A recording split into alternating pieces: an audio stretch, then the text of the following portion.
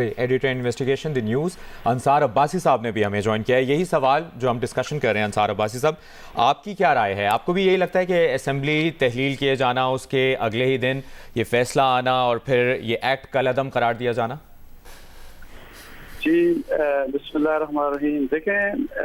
जिस तरह definitely unfortunately बल्कि ये बड़ा हमेशा हमने देखा कि पाकिस्तान की अगर हुकूमतें जो हैं या पॉलिटिशियंस, पॉलिटिकल पार्टीज या पार्लियामेंट की तरफ से एक पॉलिटिक्स होती है, तो ये बड़ी बदकिस्मती की बात है कि हमें कुछ इसी किस्म की कुछ सियासत जो है वो सुप्रीम कोर्ट में भी नजर आती है। और रिसेंट पास्ट में तो ये जो पॉलिटिक्स है ये बहुत ज्यादा अपने अरूज पर पहुंच गई। और आप जिस तरह आप फरमा रहे हैं, देखें कि कल परसों असेंबली डिसॉल्व हुई और आज देखें कि उन्होंने उस एक्ट को सस्पेंड कर दिया जो कि रास्ता खोल रहा था मियां नवाज शरीफ साहब को माइनस से, पाकिस्तान की पॉलिटिक्स में माइनस होने से, मतलब कि प्लस होने से जो रास्ता उनको माइनस चुके तो वो 2018 में किया गया था।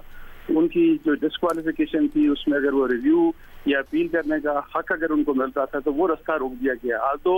मैं ये समझता हूँ कि उनके पास अभी एक विंडो है, वो इलेक्शन एक्ट 2017 की, जो आपको याद होगा कि वो भी अभी रिसेंटली एक अमेंडमेंट की थी पार्लियामेंट में,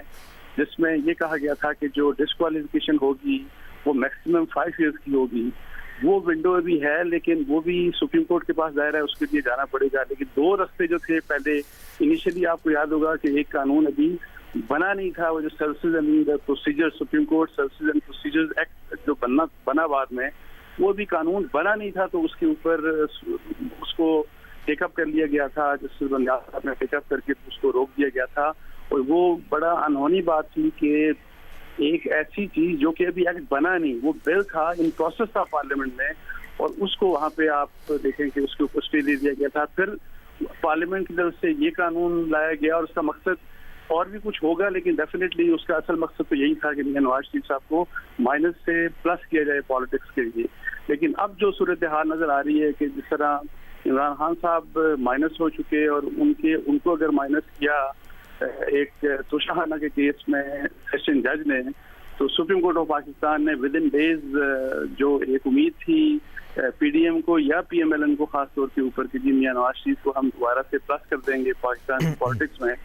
तो उसके ऊपर उन्होंने एक ऐसे टाइम के ऊपर फैसला किया कि अगर फर्ज करें कि इसके ऊपर अगर रिव्यू भी करते हैं तो विद इन, आपको पता है कि 13 डेज आपको रिव्यू दोबारा सुप्रीम कोर्ट में फाइल करना पड़ेगा, मतलब हुकूमत करे या जो भी करे। तो उस वक्त भी जस्टिस बंजाल साहब भी वहाँ पे बैठे होंगे। और फिर जिस बेंच की देख लें कि जिस बेंच ने ये फैसला किया है वो कौन सा बेंच है, उसको कितना एतमाद है, उसके ऊपर कितने ज्यादा एतराजात हो चुके हैं। सो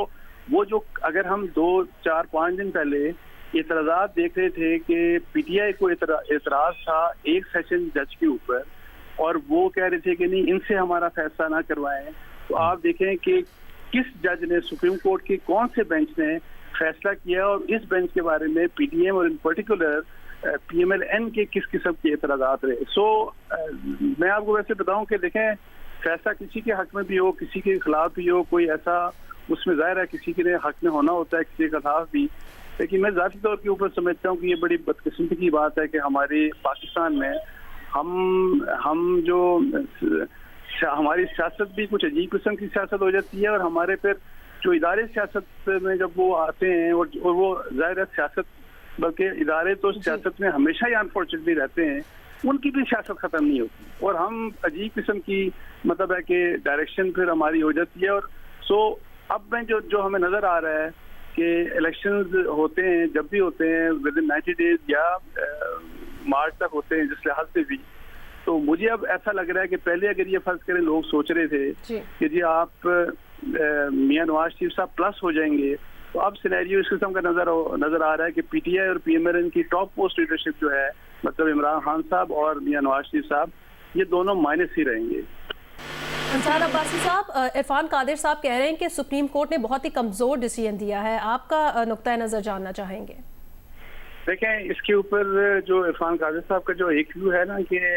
सुप्रीम कोर्ट क्या किसी कानून को सस्पेंड कर सकती है कि नहीं कर सकती, इसके ऊपर लीगल जो माइंड्स हैं ज़ाहिर है उनका डिवाइडेड ओपिनियन है। कुछ लोग कहते हैं कि ज़ाहिर है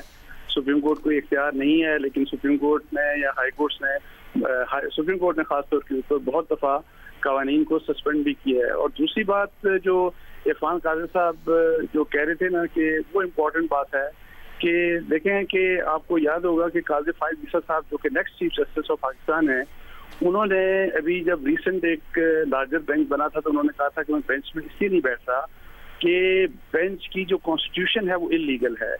और वो कह रहे थे कि पहले आप उस केस का फैसला करें और उस लिहाज से अब ये देखना है कि वही वाली बात जो इरफान कादिर साहब कह रहे हैं, ये बड़ा वैलिड क्वेश्चन। और फिर ये जो क्वेश्चंस हैं जो इस वक्त फर्ज करें कि सेटल कर रही है सुप्रीम कोर्ट ऑफ पाकिस्तान, ये इस लिहाज से कि चूंकि क्या इनकी वैलिडिटी और इनकी जो लीगैलिटी है इन view of supreme courts on decision,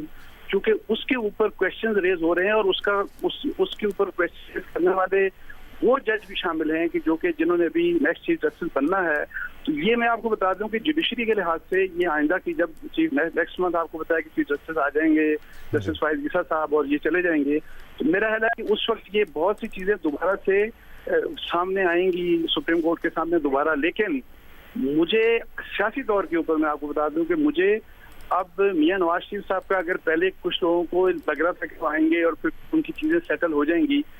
और आसानी से सेटल हो जाएंगी, तो मुझे अब लगता नहीं कि उनकी इतनी आसानी से चीजें सेटल होंगी।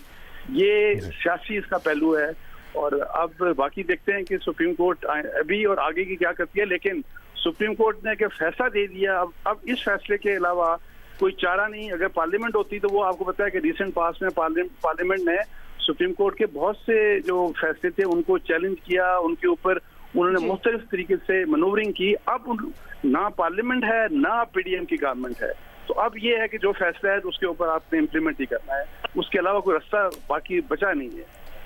अंसार अब्बासी साहब, जैसा कि आपने कहा कि अगर इस पर कोई फैसला जो आया है उसके बाद चेयरमैन तहरीक इंसाफ भी माइनस लग रहे हैं, उसके बाद नवाज शरीफ भी माइनस लग रहे हैं, सुप्रीम कोर्ट ने जो Supreme Court Review of Orders and Judgements Act का लदम करार दे दिया है,